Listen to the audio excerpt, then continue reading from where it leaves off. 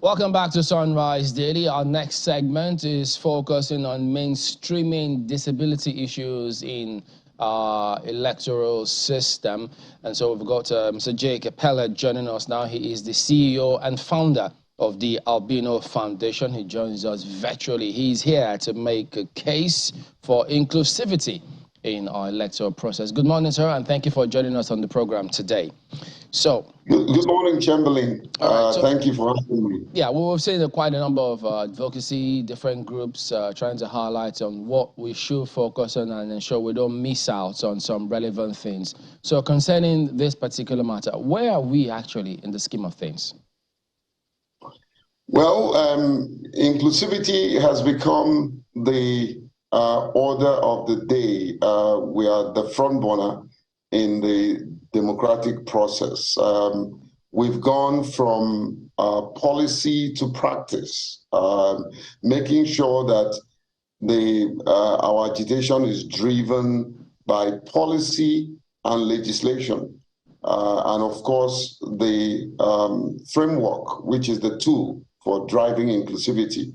And I want to say that INEC and the third arm of government and the legislature have done a great job in ensuring inclusivity in the electoral process. A lot more should be done and will be done, but we are taking the right step at the moment to ensure inclusivity is part of the democratic process, and specifically the inclusion of persons with disability.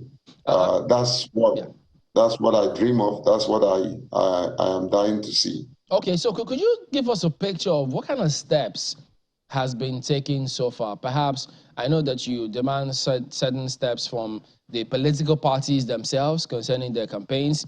You also look to INEC themselves concerning ensuring that certain persons also occupy certain positions. And then even from members of society in terms of accountability, acceptability, and ensuring that we all pull together in one complex whole. So if you could go through those stages for us, what exactly has been done and where do we need to do more? Let me start with your community, the media. You can see that we're beginning to see inclusive media. We've gone into partnership and also to bring to the front burner issues around disability inclusion, even in the political process, within the media cohort. Then to INEC. INEC had done a lot of work with us and several other organizations by not just doing the talk, but also having the work in terms of the framework that is required to drive inclusivity. INEC has a framework on inclusive electoral process, and they have also made good their promise by establishing a whole department for inclusion. I think Professor Mahmood had done greater work than every other chairman of INEC that I know. Again, this is not to say they are at the conclusive end. A lot still needs to be done to do that effectively. The legislature, they've established a committee for persons with disability. They helped us pass the Electoral Act, where Section 54, subsection 1 and 2, captured inclusivity in totality. Although there's room for tweaking and repealing and replacing some of the even statement in the clause. But it never happened before. Yes, it was there in 2010 Electoral Act, but it was draconian because it didn't say anything at all. Rather, it gave INEC a room to practice what I will call tokenism. Give it to them if you like.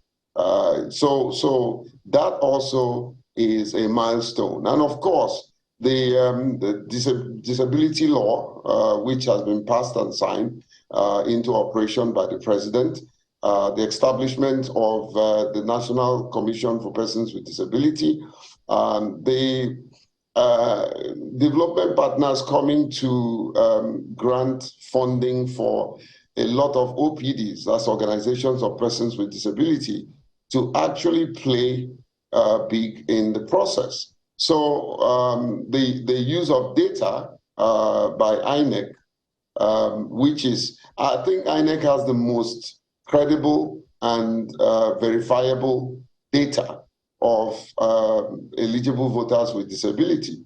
And we're working with them to produce a usable, user-friendly dashboard that would help any electoral officer right on the field with a fingertip to chunk out the numbers. So a lot is being done. The community of persons with disability are adequately sensitized. We're going around the country on our campaign called Able to Vote.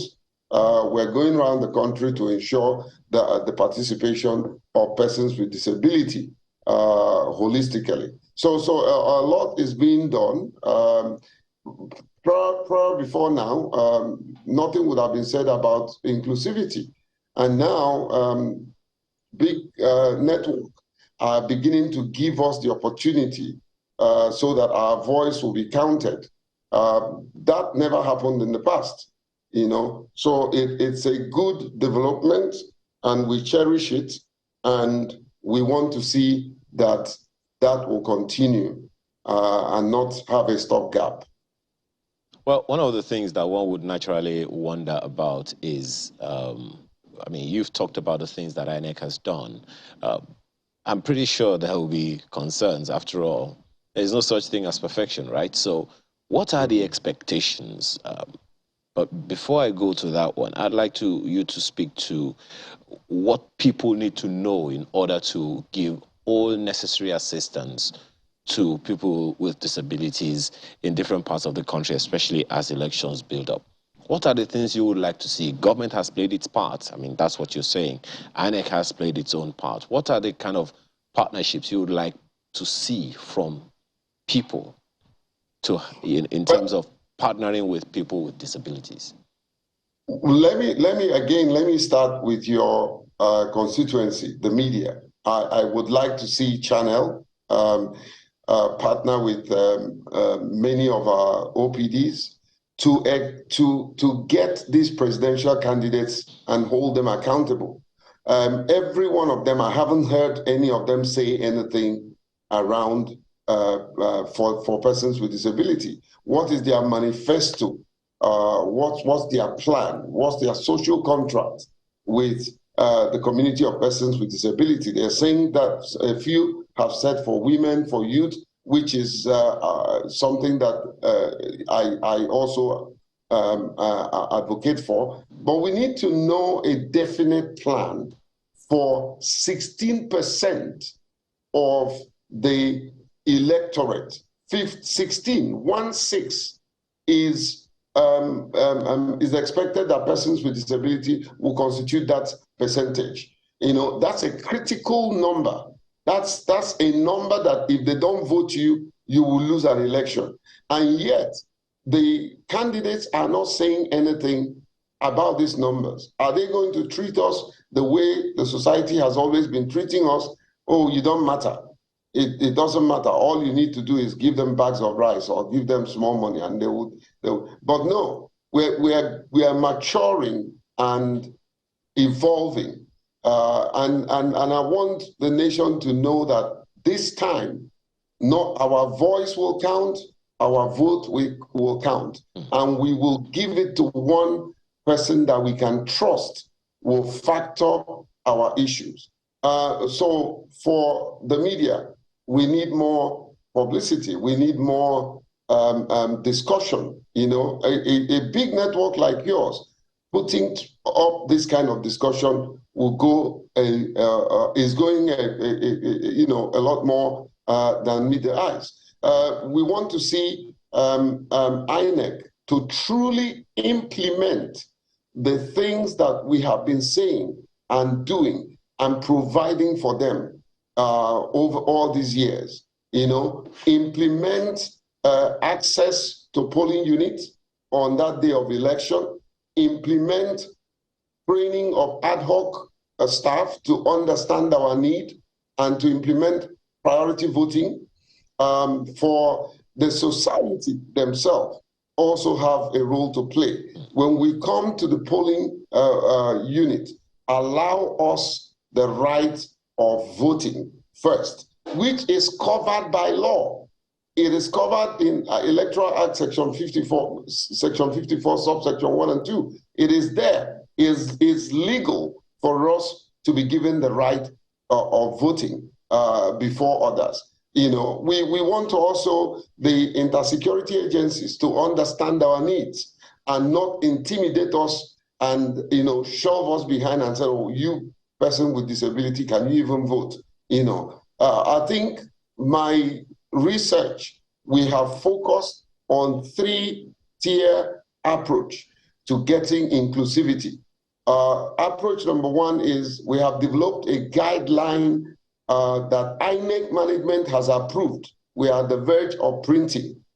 That guideline tells anybody who wants to drive inclusivity what to do and what not to do. We have developed a guideline for the political parties. It was in partnership with IPAC.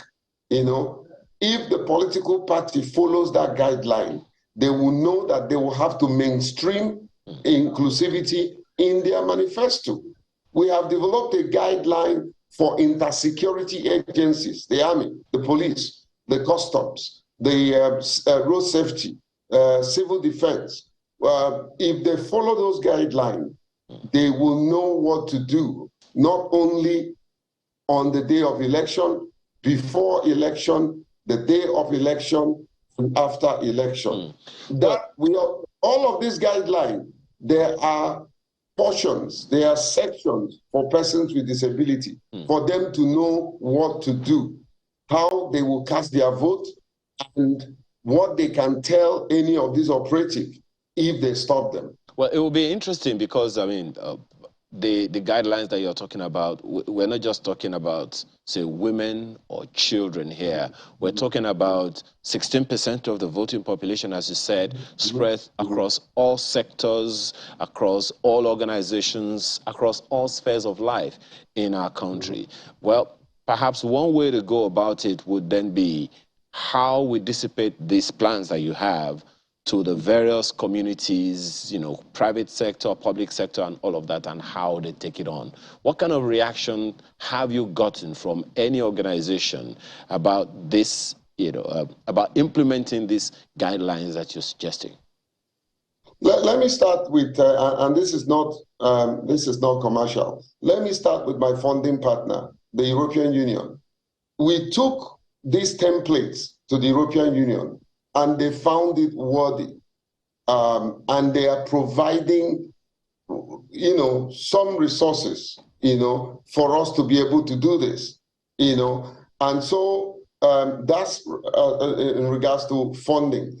We have also taken these templates to INEC management. I can tell you that, and that's why I'm very happy with the kind of reception that we get from the management of INEC. And sometimes people see me talk about what INEC have done. If you do well, I will say it.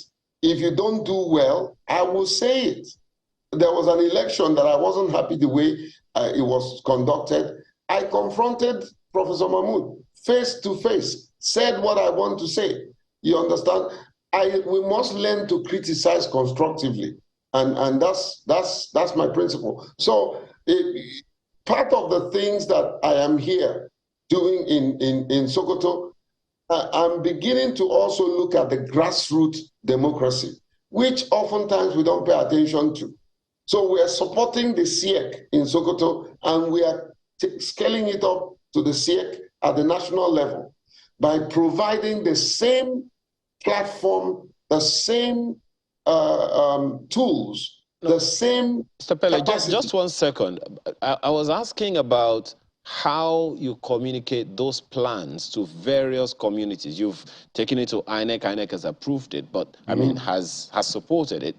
But then how it is implemented or received by the political parties, by various communities, with by open arms, organizations. Okay, go ahead. With open arms, with open arms, with open arms. We start by way of advocacy, and we don't just stop at advocacy. We then develop instrument. It's a very strategic engagement. Okay. We then develop mutual instruments, something that you and I can agree is usable. And then we then developed the template for implementation. And after implementation, we come back and do MEL, monitoring, evaluation, and learning, so that we can plan a sustainable and a more effective implementation going forward. So all the communities of people that we intervene for are very receptive, very receptive. INEC, the legislative, as a matter of fact, the Speaker of the House endorses most of our projects, and we're very proud of that. And it's very good to hear that at the top echelon of society, you know, a lot is being approved for our laws to be more inclusive. But I think the challenge we have is practicality in the society. You know, some of the things that you have raised, some people will say we should normally take those things for granted if we're people who are normally more considerate of those who are a little more vulnerable than the average person. So I'm wondering, for you, also taking into cognizance that perhaps not all disabilities might be equal, for what class of people would you say that there needs to be more consideration, since you say that there's already some work being done, but that more needs to be done? You know, in the spirit of inclusion, everyone should be considered. Everyone. Nobody should be left behind. There is no, I wouldn't want to say that there is one disability that is worse than the, yes, practically, yes, there are issues that are greater than the other. Yeah, but we are making sure that everybody is included and everybody's need. We may have diverse need, I understand that, but we're ensuring that everybody is carried along. The physically challenged would definitely need ramps. They will need accessibility. You know, the blind will need a guide. You know, the hard in hearing or the deaf, you know, will need an interpreter. The persons with albinism will need magnifying glasses. You know, the Down syndrome will need help. The sickle cell will need help. Those with leprosy will need help. Those with intellectual disability will need help. Every one of us is important and must be served. Their need must be served. And that's the true spirit of inclusivity. And that's what we stand for. And I'm also passionate at discovering even the less visible types of disability. I'm interested in the small people. They are part of us. I'm interested in those with hunchback. They are part of us. Everyone is, when one person is left behind, others cannot move forward. Everyone is important and everyone should be served. Nobody should be left behind. Nobody should be in the category of the underserved. Yeah. We need I think the question I was asking is more around, you know, for whom would you say that there has been significant progress, and what class of people would you say, you know, there needs to be more consideration? These are the areas in which perhaps INEC or even the society can do better. Well, again, I'm very careful in answering that question. Everyone is important. I wouldn't say the persons with albinism should be given more magnifying glasses. I am a leader, I'm a father in this community, and no father would want to say publicly that this child is more important than this other one. You know, so if we make provision for everybody, then everybody will be happy.